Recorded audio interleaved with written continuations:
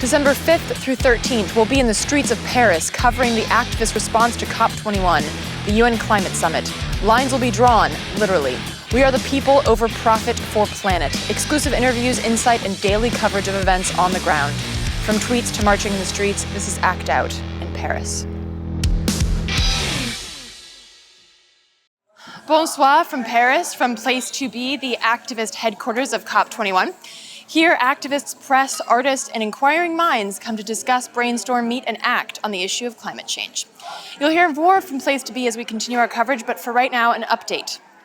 So far, if you've been following, you've seen exclusive footage and interviews from the Indigenous Environmental Network's press conference and action here in Paris.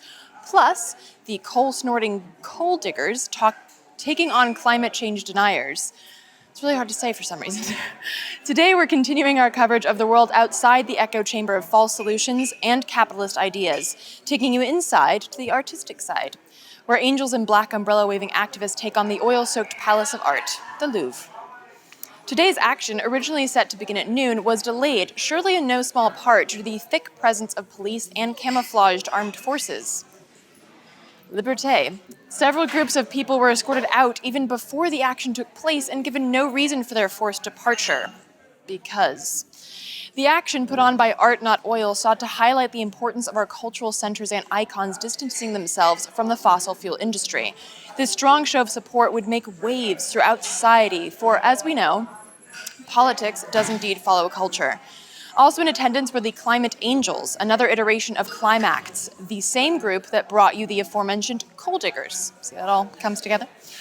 We have some great footage to share with you from this, including a quick glimpse of one of the world's largest polluters. But first, with regards to our previous broadcast, check out our Facebook page to see behind-the-scenes images, and for more information on the Indigenous Environmental Network, visit ienearth.org and no-red.com. Now, without further ado, welcome to the next installment of our Paris COP21 activist coverage.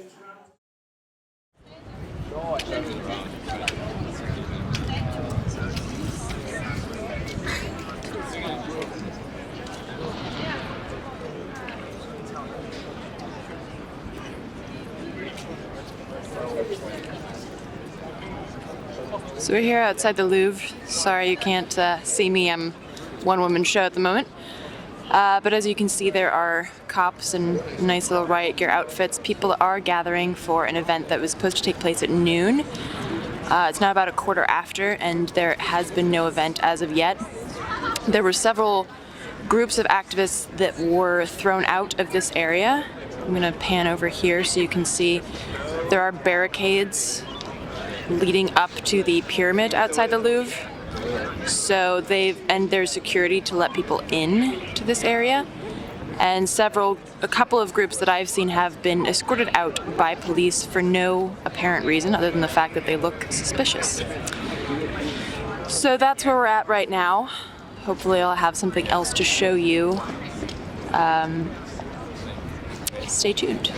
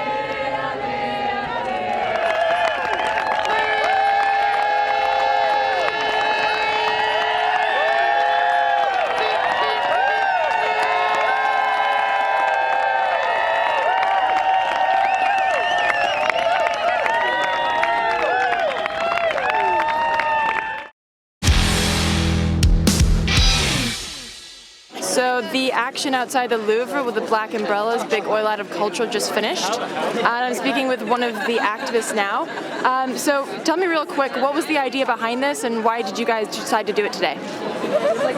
Well, the idea is to kick out oil and fossil fuel money out of art. And today is especially important because we have the COP21 happening and we see a lot of dirty, toxic industry sponsoring politics. So, yeah, it's important to bring this into visualizations. So we start talking about it, that it's not okay. We can't normalize toxic industry in our daily life. And today, inside the Louvre, part of our action was spreading the oil on the floor to make it really visible and walking it through the Louvre. And outside, we managed to get through some barricades and checkups. We managed to get this umbrella through, which I had to check my bag. I was pretty nervous. But I had a decoy bag and another bag and got through. And we made the message fossil-free culture and kicking us, Total and Annie, out of the cultural sphere and saying that we crossed the red line and it's time for people to make that very clear and normalize culture being a place for healing our existential crisis and not by toxifying it further. So, yeah. Okay, great. Thank you so much. I appreciate it. You're welcome.